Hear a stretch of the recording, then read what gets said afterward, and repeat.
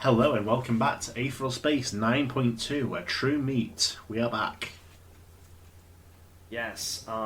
Last time on Aetheral Space, we learned about plot in the final church. And now Yes, there has been a coup within the Superbian sect of the final church. The Apex Bishop, Giovanni Sigma Testament, has seized absolute power within the organisation. That is kind of a Sigma move, to be honest. He is a Sigma move. I can imagine the music like that. Personally, I don't know how Corpse are going to say everything. It just starts. Wait, were you saying something? You cut off abruptly? No, I just stopped talking. Okay. You were like, hey, Corpse starts, and then it was complete silence. Alright. And upon retreating from the dinner hall and finding myself in the foyer of that nightmare house, I found myself accosted by 7 spearmen. They were adorned with robes and furs fit for nobility, but when I looked for their faces, I saw only swirling vortexes of meat and pus. By the time they spoke, I was already shaking terribly.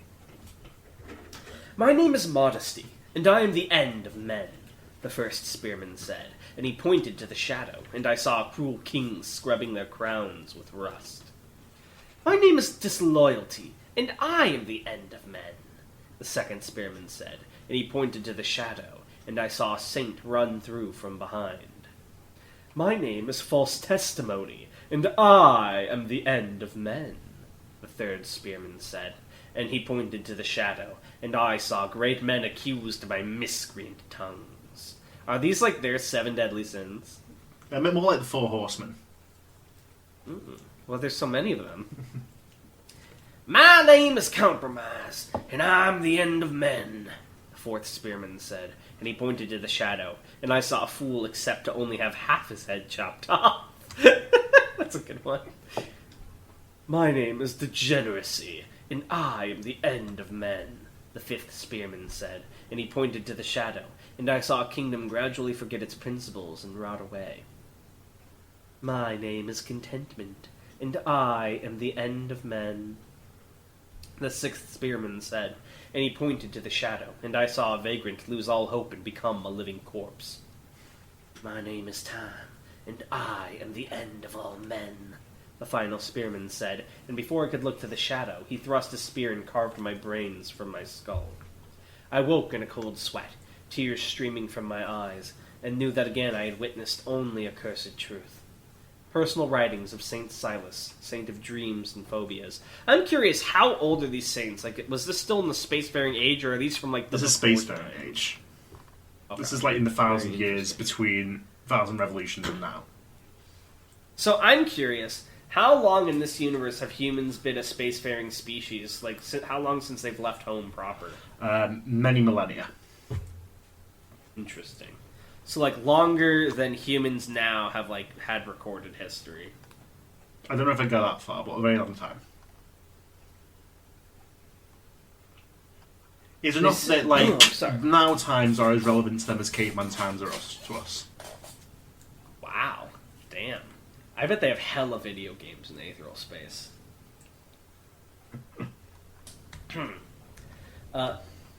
"They say this is one of the wonders of the universe, kids," Skipper said, arms crossed as he looked out the window. "So I'd recommend checking it out." Dragon looked up from his book just in time to see it. Ruth was already next to Skipper, watching through the window, and Bruno continued to watch from his own seat. The Menagerie was the flagship of the Humanist fleet, but just from looking at it, you didn't get much of a sense of authority or prestige. Hell, you didn't get a sense of anything except size. Dragon couldn't imagine a vessel save for the Supremes being much bigger. From the looks of it, the Menagerie had started off as a massive cargo freighter, and then from there they'd added on parts of more ships, and then added more, and more, and so on and so on. Now, the ship Dragon was looking at was little more than a network of interlocking parts, a chaotic cuboid structure with little coherency. I imagine this is like where they all live, right? All the humalists that aren't on planets being humalists. Looks like the HQ. Swarms of other humanist ships buzzed around it, like flies, forming something of a black cloud around the main body. "Looks like a mess," Dragon commented. Skipper just shrugged slightly. The Menagerie was the first ship to stop, assuming a pre-designated position in the astral void. Then, the Deus Nobiscum slid into view from the side. The great cathedral flagship was more like a single long tower than the cuboid of the menagerie, its surface covered with... Wrong, it's idiot. Actually, no. Wait, yes. Its surface covered with steel statues of saints and holy figures. Great panels of stained glass spread out like angelic wings, absorbed starlight for power. Countless other ships flew alongside it, huge, chunky war vessels, each of them doubtless sufficient to blow any hostiles apart in the blink of an eye. The Superbians certainly did like to show off. As the group continued to watch, the Deus Nobiscum flew right into the side of the menagerie, locking itself into place with a specially designed port on the humorless ship. "They literally come together for this thing," Skipper muttered. "Pretty neat, huh?" Bruno raised an eyebrow. "Things are meant to be pretty tense between them. Don't know if I'd be brave enough to put myself right in the hands of my enemy." "Or stupid enough," Dragon commented. "Arrogant enough, maybe," Skipper said, eyes still fixed on the two ships. "Way I say it, the only thing that separates the Superbians from the Supremacy are the Freyers and the way they're not, afraid to get wacky with Jades. Still, you hear rumors in the Supremacy anyway." His voice trailed off. Skipper's gaze drifted upwards, and the slightest smirk tugged at his lips. Ruth glanced at him and exchanged the slightest nod. And there we go," he said. It descended. At first, Dragon had trouble seeing it at all. The surface of the ship was jet black, after all. I would get rid of that first at all, probably. Blending in seamlessly with the void of space behind it. For a good few seconds, he could only track the ship's position by the stars that it was blotting out. His eyes quickly adjusted, however. "And there we have it," Skipper grinned. "The flagship of the Paradisus fleet." The Eliza was a great black pyramid, moving inexorably through space without any visible form of propulsion. Its stark geometry was utterly featureless, lacking windows or doors, and unlike the other two fleets, it had come alone.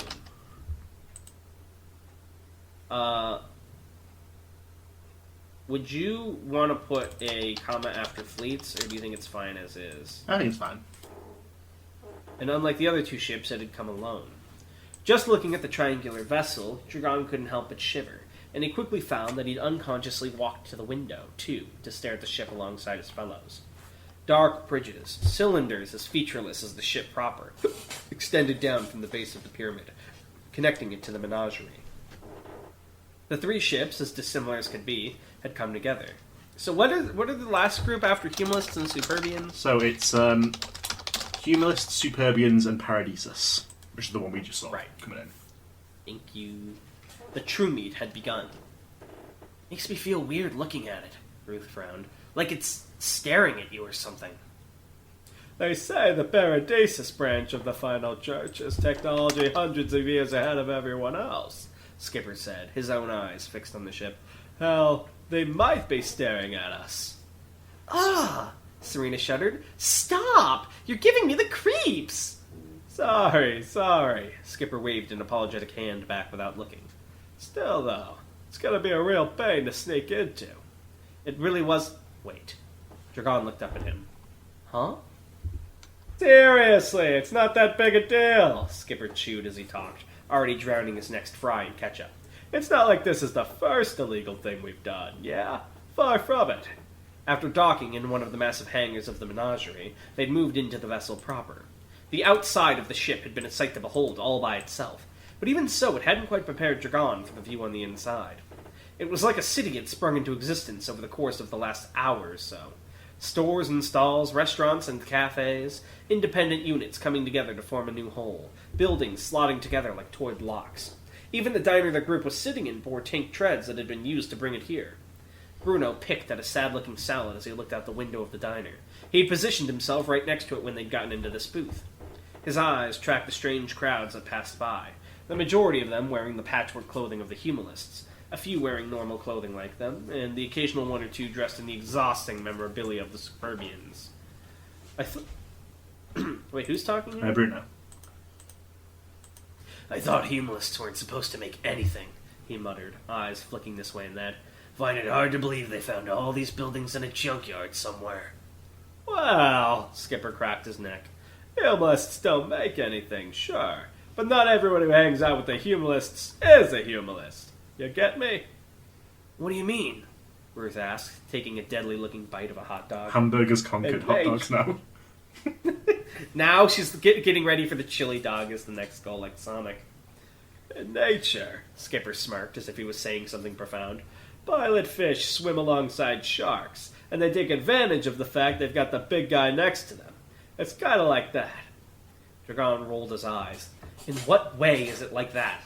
Like it or not, Skipper leaned back, you can't build a society on hand-me-downs. Sooner or later, you're gonna have to make stuff for yourself. Medicines, food, technology, materials for repairs, and the hanger-ons take care of that stuff so the actual humanists don't have to.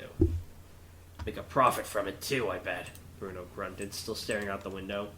Ruth paused, her hot dog thoroughly devoured. That still sounds like cheating to me. Skipper smirked bitterly. When ideals meet reality, you'd be surprised how many loopholes just pop into existence. Tap, tap. Dragon leaned forward, a glare already starting to develop across his brow as he tapped his finger against the table. His own burger went untouched. This wasn't as good as you said it would be, Ruth. I hate Feels hamburger. to me like you're changing this. Feels to me like you're changing the subject, Skipper, he said, hushing his voice. What's this about us breaking into the Eliza? Well, Skipper frowned. We're breaking into the Eliza. Why? Dragon hissed. Skipper grinned. Why, Mr. Adrian, I thought you'd never ask. Need to get a face-to-face with this guy, he said, sliding his script across the table. Just for a little chat, you know. Dragon blinked, looking down at the image on the script. Serena leaned in next to him to get a look, too. Mr. Skipper, she sighed, oh my god, that was shaking so her close. Imposter. Alternate. Dragon immediately choke slams her into the wall. Who are you? Oh, you got me. It's me, North. Ah, shucks. Well, you left Serena on Panacea. Gemini Serena. That's a ball. She was right. The image on the script was of a metallic sphere around the size of a chair, floating through a hallway. 2 further rings of some silvery material hovered around it, glowing slightly with a dim white light. Is this about to be like the gravitons from All Tomorrows? Maybe we'll find out more. My throat's starting to hurt. I'm hoping there's a breakup soon for a switch. Skipper tutted slightly. Dot, dot. It pains me to see you all know so little of the world, really. It's like I said, the Paradisus are years ahead of everyone else technology-wise. Most of them live permanently in this virtual world they've made, so when they need to act in reality, they remote control automatic bodies like this one. You probably want to come after reality. Probably. For the... There you go. His name's Hamastiel, an advisor to the Paradisus Apex Bishop. I need to get him on our side. Ruth leaned on her hand, looking down at the script. For their tech? Kinda. They've got more automatics than anyone else. I just them to lend... Ooh. I assume that's I just need 10. Memory wipe. New World Order. I just need them to lend us a few to beef up our numbers. Nothing too big. I don't imagine they'll want to make it obvious they were involved with an attack on the Supreme. So you want to negotiate with this Hamastiel person, Dragon said. Skipper nodded. Yup. So go negotiate with him. Why does this require us to break into their flagship? He waved a dismissive hand. Nah, we gotta. I don't want this down in any kinds of bucks. Things will get complicated. Dragon blinked. Oh, sorry, I didn't realize we didn't want things to get complicated, you fucking clown. Don't be mean! That was a good line. Don't be mean! Serena scowled. I'm sure he's doing his best! Skipper waved another dismiss. Can't get over that. That was actually really good. I can't believe Dragon got me like that. You fucking clown. Skipper waved another dismissive hand, crushing a fry in his palm and stuffing the resultant mess into his mouth. That's such a gross way to eat a French fry. It's fine, he insisted. Really? Seriously? Most of the Eliza is open to visitors anyway, so we just use your Gemini world to sneak in from there and give old Hamastiel my pitch. Easy peasy. Dragon ran his hands over his face. Yeah, you always make it sound so easy peasy. Then some unforeseen variable comes in and screws everything up. Seriously, relax. Skipper crossed his arms. Have a little faith, Dragon. I'm promising you, here and now, kid. I've taken everything into account. Atoy Musashi reached for a sword that was no longer there, his hand hanging in empty space for a moment. Then it fell limp to his side. Are you sure you'll be okay? Avril J. asked, popping her head around from the pilot seat.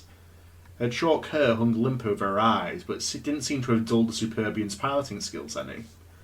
Even with her gaze upon Musashi, the thump click from below confirmed they'd landed in the hangar. Confirmed? What the fuck have I done to I this? think confirming they docked. I wrote it twice. Confirmed they docked in the hangar without difficulty. I'll be fine, Musashi muttered, waiting for the doors to open. Thank you both for your assistance. From what Musashi understood, he'd nearly been dead from oxygen deprivation when Aetheral J and her brother had come across his vessel. By the time he'd regained consciousness, they'd already been on their way here to the true meet. Beggars couldn't be choosers, and so Musashi had elected to disembark here. It'd been a long flight. He'd spoken little. More than anything else, he just sat and stared at the emptiness outside, pondering the voids that now surrounded him. Only dull, hazy memories remained of his time aboard the ruined Arrowhead. Recollections of short breaths, freezing cold, and an indistinct figure standing above him. A figure out of legend. A dream, surely. You sure you'll be okay? Gordon J. paused as he walked past, carrying 2 boxes in his diminutive arms. You're in a bad state when we found you. At the very least, you should see a doctor to make sure there won't be, after effects or anything. I'll keep that in mind. Oh my god, brain damaged Musashi? The 2 clones, identical in appearance, were merchants hoping to offload their cargo of antiques at the true meets. Musashi imagined most of these artifacts being pried out of graves or pilfered from tombs, but he said nothing. Again, always, beggars couldn't be choosers. I know a guy you could go to, cheap, should be around here, Gordon J. continued. If you want to hang around just a minute, I said I would keep it in mind. Musashi snapped, glaring down the little clone. Do not pester me. Oh my god, evil Musashi. Rude Musashi. We've never seen I love how that qualifies as evil. He's rude. He's upset his friend died. The doors of the ship opened and, without another word, Musashi stalked down the ramp. The hangar was full to bursting with people, some stalls and storefronts already set up around the edges of the room. Musashi had no doubt that such overcrowding was extremely dangerous in a facility like this, but nobody seemed to care much. Well, if they were intent on foolishness, it wasn't his job to dissuade them. He had his own goals in mind. Like a shadow, he passed through the gaps in the teeming crowd, a grim look on his face. He didn't know where it would be, but his destination was already known. More than anything, Atoy Musashi needed a drink. Oh my god! Noir Musashi. Hard-boiled. The finger was stark white, its nail jet black, and as it tapped against the screen showing Atoy Musashi's lonely walk, it made no sound at all. There's our boy, a smooth voice spoke through nightshade lips. He seems to have a dour aspect to him right now. Solstice, Equinox, try not to be too rough with him, please. Bring him back unharmed. 2 nods and 2 pairs of feet efficiently moved out of the room. After all, the voice murmured, there's a great deal of work waiting for Atoy Musashi. No, they're gonna recruit him somewhere evil. No, he's gonna be evil. By the way, Corgo and I were talking, Tanhony, and we agreed it's fucked up that Marie didn't get to give Musashi a goodbye kiss. That was pretty messed up of you. Oh, sorry. Yeah. You should go back and fix it. Marie, now I have the gene tyrant venom too. No! It's so contagious. But yes, that was Aetheral Space 9.2, a true meet. I'm very curious who this Palpatine-ass dude is and why they want Musashi.